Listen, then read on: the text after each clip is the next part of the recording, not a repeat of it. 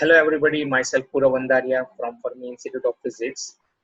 Our lecture of exercise number 11, chapter 1 from NCERT textbook, standard 12. Let us see what is the question.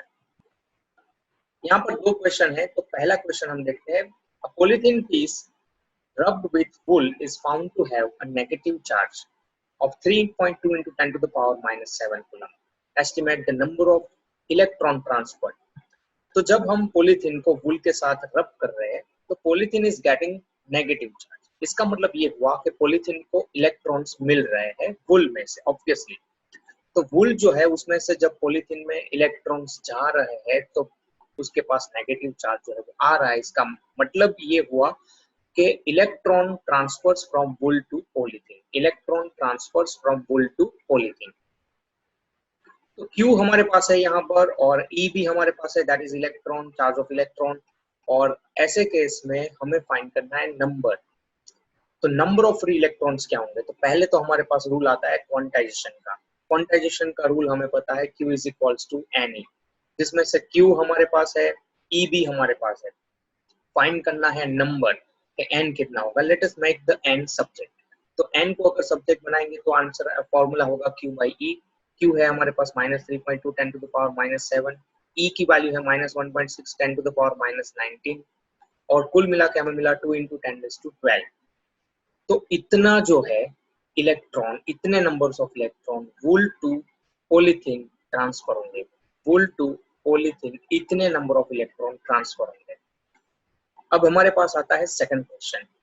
Second question is again further very interesting.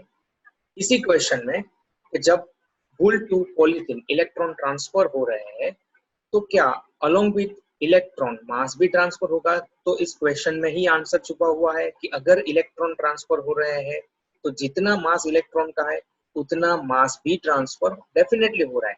क्योंकि अगर जैसे charge transfer हो रहा है एक system में से दूसरे में, वैसे ही भले नेग्लिजिबल ही सही बट मास भी ट्रांसफर हो रहा है. तो यहाँ पर सेम फॉर्मूला हमें मिल सकता है. जैसे Q is equal to NE है तो यहाँ पर टोटल मास इक्वल्स टू भी हमें इसी टाइप का फॉर्मूला मिल सकता है. जैसे कि हमारे पास अगर मास ऑफ इलेक्ट्रॉन की बात करें तो वो है 9.1 10 to the power minus 31 kilogram. ये एक इलेक्ट्रॉन का मास है. अब हमारे पास आप देख सकते हो कि n नंबर ऑफ इलेक्ट्रॉन्स है तो टोटल मास क्या हो जाएगा? n times mass of electron. So total mass transferred is equals to n time mass of electron. Definitely that is 2 into 10 to 12 into 9.1 into 10 to the power minus 31. तो कुल मिला के answer मिल रहा है 1.82 into 10 to the power minus 18 kilogram. And you can see that it is very very very very small. It is immeasurable. हम उसको major भी नहीं कर पाएंगे, इतना ये छोटा है. बहुत डिफिकल्ट होगा इतना क्वांटिटी जो है वो मेजर करना. So it means it is very negligible. मतलब it is impractical to measure this mass. But fact is that कि mass transfer होता है. बराबर, ये चीज हमेशा कंपल्सरी हम ये कह सकते हैं कि मास जो है वो ट्रांसफर होता ही है. चाहे इलेक्ट्रॉन लूज हो रहे हो या फिर इलेक्ट्रॉन गेन हो रहे हो, दोनों केस में मास तो ट्रांसफर होता ही है. जैसे वूल हैज लॉस्ट देयर इलेक्ट्रॉन तो उस हिसाब से उनका मास कम हुआ है. और उसी केस में polythene has gained the electron तो उसका मास इंक्रीज हुआ होगा बाय द सेम वैल्यू.